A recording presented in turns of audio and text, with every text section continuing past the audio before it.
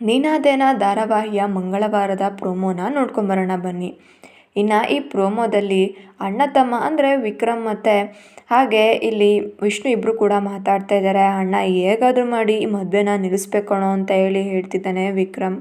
ಇನ್ನೊಂದು ಕಡೆ ಜಯ ಅವರು ಇದನ್ನೆಲ್ಲ ಕೇಳಿಸ್ಕೊತಿದ್ದಾರೆ.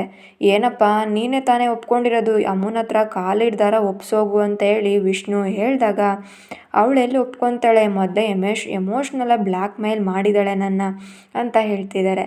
ಇನ್ನು ಇಂದ್ರಿಂದ ಜಯ ಅವರು ಬರ್ತಾ ಇದ್ದಾರೆ. ಏನ್ರು ಇಬ್ಬರು ಕೂಡ ಒಳಗೆ ಇಬ್ಬರು ಸಂಚು ಕಾರ್ತಾ ಇದ್ರ. ನನಗೆ ಈ ಮನೆಯಲ್ಲಿ ಶೈಲು ಒಬ್ಳೆ ಕದ್ದು ಕೇಳಿಸ್ಕೊಳೋದು ಅಂತೇಳಿ ಅಂದ್ಕೊಂಡಿದ್ದೆ, ನಿಮಗೂ ಕೂಡ ಹಿತ್ತಾಳೆ ಕಿವಿ ಇದೆಯಾ ಅಂತೇಳಿ ಇಬ್ಬರು ಕಿವಿನ ಹಿಂಡ್ತಾ ಇದ್ದಾರೆ. ಅಮ್ಮ ಪ್ಲೀಸ್ ಬಿಟ್ಬಿಡಮ್ಮ, ಹೇಗೂ ಕೂಡ ವಿಕ್ರಮ್ಗೆ ಈ ಮದುವೆ ಇಷ್ಟ ಇಲ್ವಲ್ಲ, ಯಾಕೆ ಬಲವಂತ ಮಾಡ್ತೀಯಾ ಅಂತೇಳಿ ವಿಷ್ಣು ಹೇಳ್ತಾ ಇದ್ದಾರೆ. ನೋಡೋ ವಿಷ್ಣು, ನೀನು ಹೇಗೆ ಸಂಸಾರಸ್ಥ ಆಗಿದೆಯೋ ಹಾಗೆ ಇವನು ಆಗಬೇಕು ತಾನೆ ಅಂತ ಹೇಳ್ತಿದ್ದಾರೆ ಜಯ ಅವರು.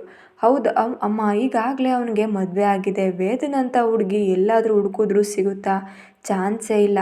ಅಂಥ ಹುಡುಗಿನ ಬಿಟ್ಟು ನೀನು ಯಾಕೆ ಸಾಕ್ಷಿ ಜೊತೆ ಮದುವೆ ಮಾಡ್ತಾ ಇದೀಯಾ ಅಂತ ಇಲ್ಲಿ ವಿಷ್ಣು ಕೇಳ್ತಾ ಇದ್ದಾನೆ. ನೋಡು ವಿಷ್ಣು, ಸಾಕ್ಷಿ ನಮ್ಮನೆಗೆ ಹೊಂದ್ಕೊತಾಳೆ. ಮುಂಚೆಯಿಂದಲೂ ಕೂಡ ನಮ್ಮನೆ ಕಷ್ಟ ಸುಖ ಅವಳಿಗೆ ಗೊತ್ತಿದೆ. ಅದಕ್ಕೋಸ್ಕರನೇ ನಿನ್ನ ತಮ್ಮನಿಗೆ ಅವನ ಜೊತೆ ಮದುವೆ ಮಾಡ್ತಿರೋದು.